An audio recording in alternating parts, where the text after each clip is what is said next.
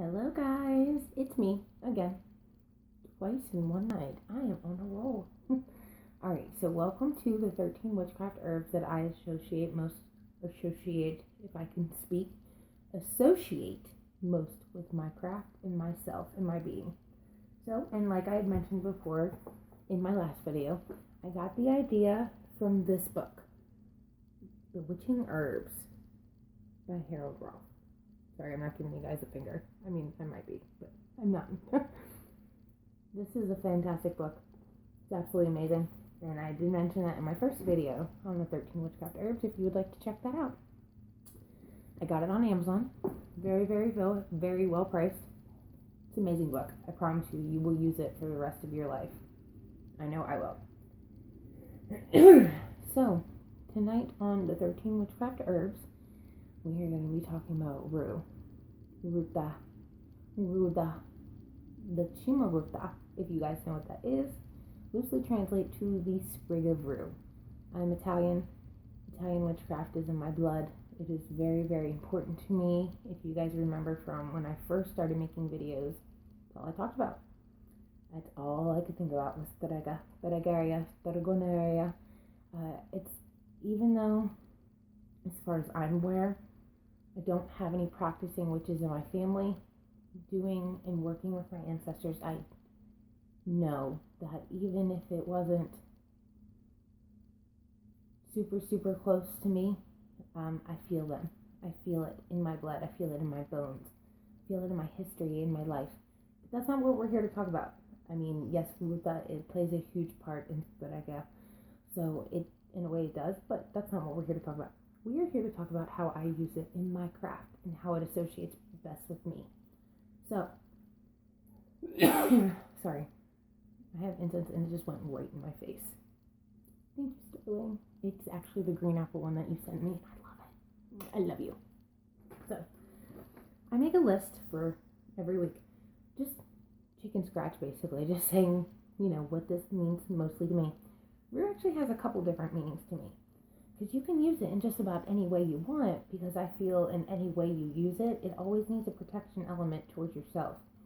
So you really can. I mean, that goes with any herb that you associate protection with, but rue has so many different connections.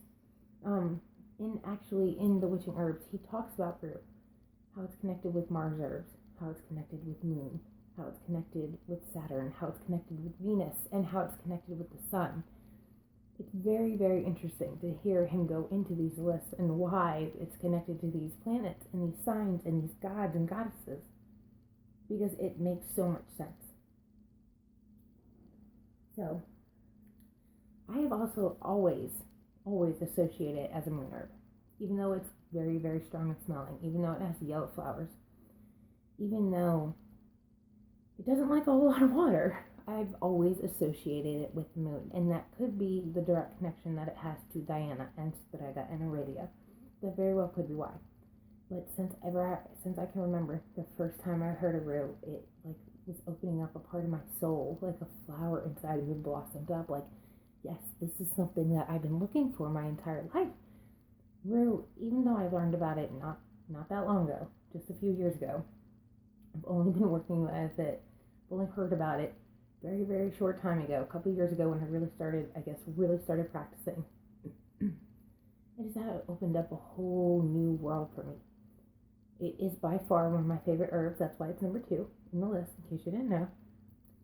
You can use it for protection. You can use it for full moon work. You can use it to connect to the moon phases.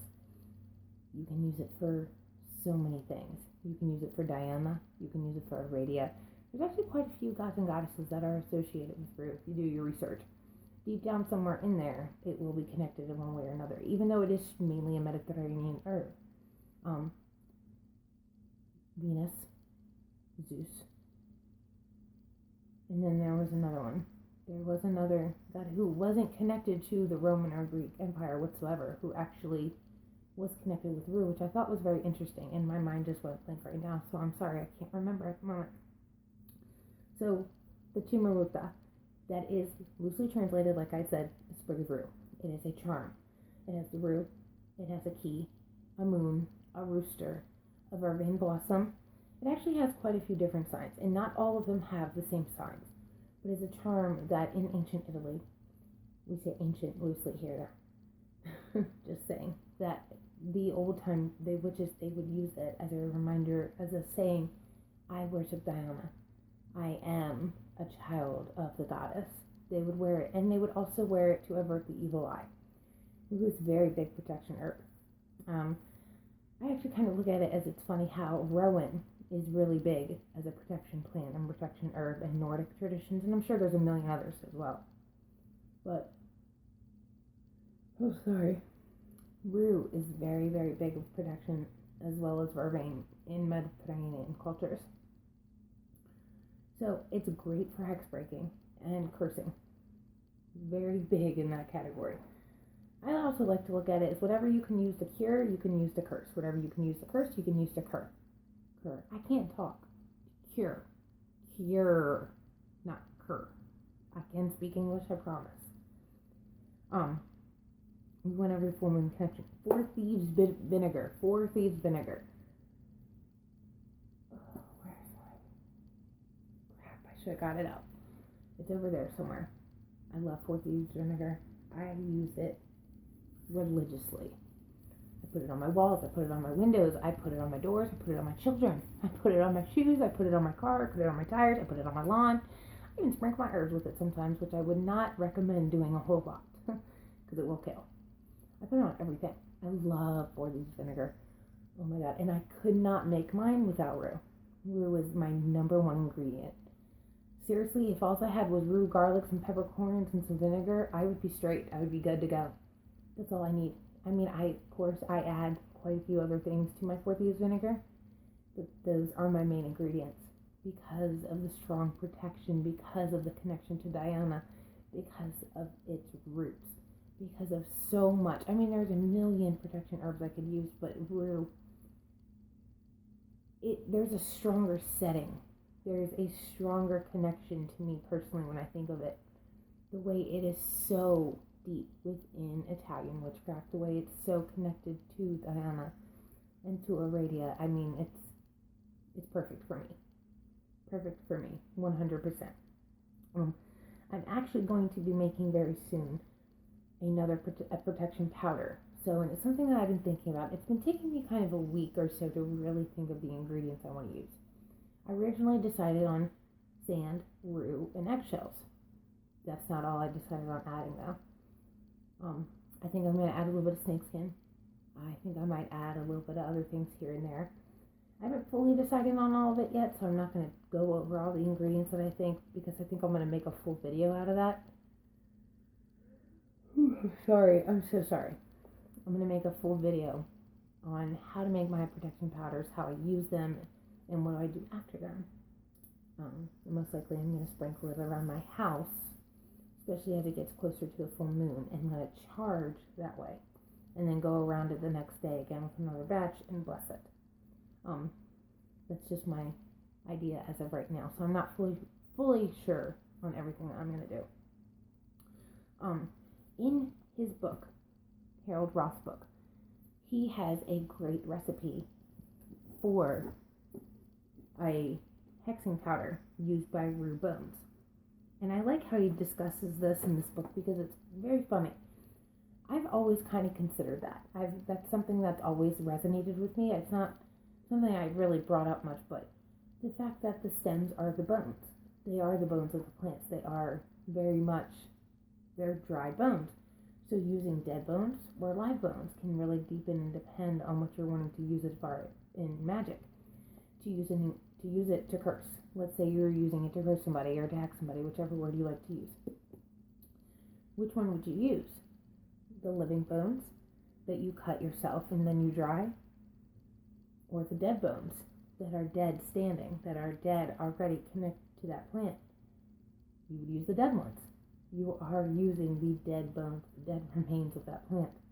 Whether you cut it yourself and it dies and, normally when you do that though, and then you put it in dehydrator, it keeps that color, it keeps it firm, it keeps that essence of life within it.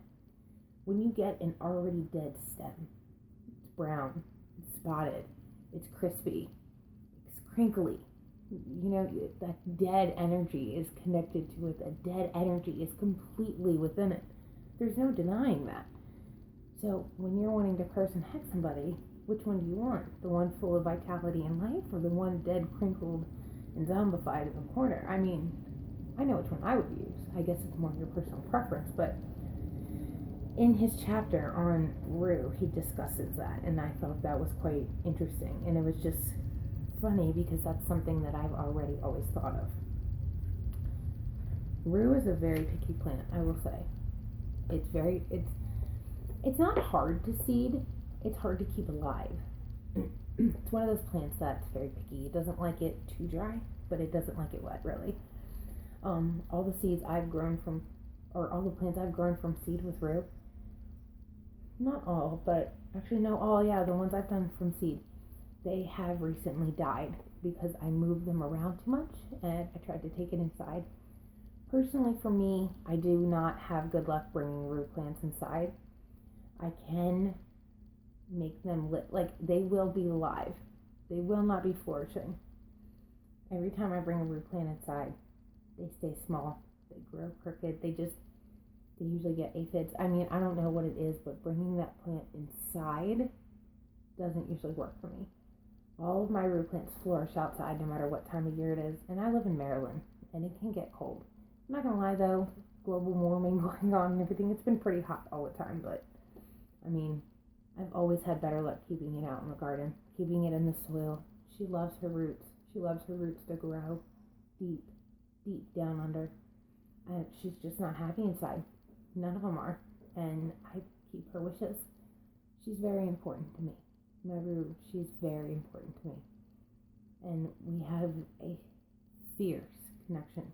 I honestly don't think I'd be the witch I am today if it wasn't for her. She was one of my first real true plants.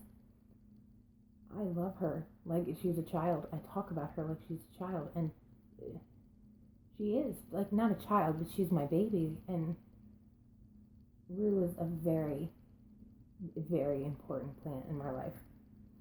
So these are actually the powders, and I'm not going to be able to show them to you really that well because the way my camera sucks balls. I don't know if you can see that.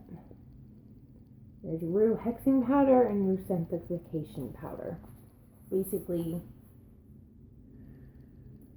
this one you can do heat of summer during the day on a Sunday, and then the other one you could do on a Saturday, middle of the night, fall, winter time.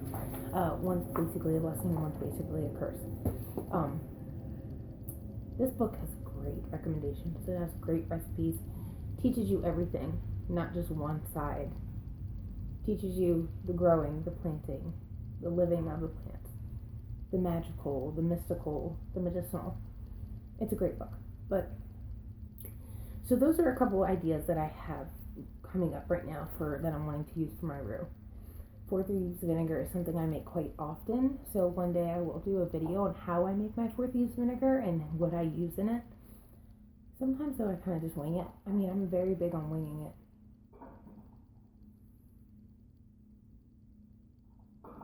I'm sorry, I thought my gerbil got out. It looked like the lid popped off, but it didn't. So sometimes I don't fully remember everything I put in them, but I will figure it out. And another thing, Rue is basically the biggest get the fuck out of my yard or shut the fuck up kind of herb. Putting it in your yard. Let's say we have a lot of stray animals in my neighborhood. We have a lot of animals whose their owners just let them walk around, do whatever they want, piss and shit wherever they want. Rue is a great herb. If you have an annoying ass animal that is fucking pooping in your yard and you can't get that little fucker away from you, plant some Rue in your yard. Animals don't like it. Deers won't eat it. There's the oils and the smell. They don't like it. They won't go near it. Now I'm sure there are some animals that, will go against that. Because there's some animals that are just assholes. And I love animals. I love them to death. I would not be able to live without animals. I work with animals. I work at an animal hospital. I'm not being mean and cruel to animals, I promise. I'm just saying. But it's great to put in your yard, plant it in the area you're having a problem with. It will help. I promise it will help. It will do its job. So I'm trying to really think of more that we could talk about with Rue. I just kind of went over everything quickly and scatteredly. It's kind of how I do things. I mean, I'm not the world's most organized person, so I just kind of throw things out there, and I hope that everyone catches on eventually. After a couple of videos, I feel like I'll get the hang of it a little bit better, but I hope you guys do enjoy watching this. If you guys have any questions or any ideas or just want to say, hey, what's up? You can definitely hit me up in the comments. But the reason I decided to make these videos, and I think I said it in my last one, plants and herbs are so important in my practice. They're important in my life. I don't know what I would do if I couldn't garden. I don't. It's something that I do almost daily. I've gotten kind of lazy lately, so not as much. But they play a huge part, not just the plants themselves, but the spirits. And to grow a deeper connection with these spirits, I honor them. And I want to talk about them. And I want to get them out there. And I want to express my love for them. And that's one of the reasons I'm doing this. And I hope you guys enjoy, and I hope you guys feel the love I have for these plants and these spirits in my lives. Because I don't know what I'd do without them. I don't. So, thank you guys for watching. Blessings. Good night.